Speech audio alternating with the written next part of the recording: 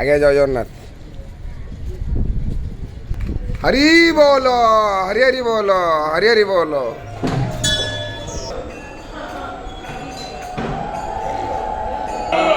हरि बोलो, हरि हरि बोलो, हरि हरि बोलो।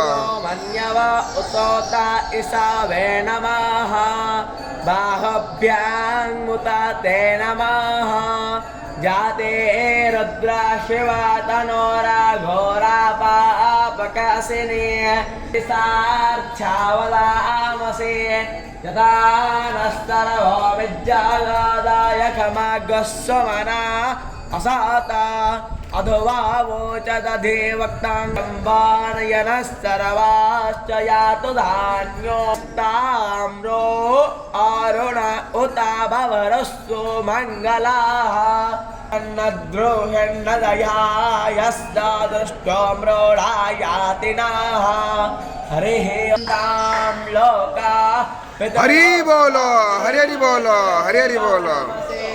अग्रे वीरासि सुवावेश अन्नेत्रोण भेतसि या वित्तादादिवास्तास्यते देवस्त्वा मधुवानकटुस्तुप्तिप्पलाभ्यस्तौ साधेभ्यः देवायरेण स्मोर्ख्य आन्तार्क्यं मदीयेन प्राह प्रोथ्यस्या विषणो परमं पदमभारि पूरे ब्रह्मवानितो वाक्यतरावाय तद्विष्णो परमं पदग्निस्तदा वसयन्ति चोरयाः दिवेवो चक्षुरादतं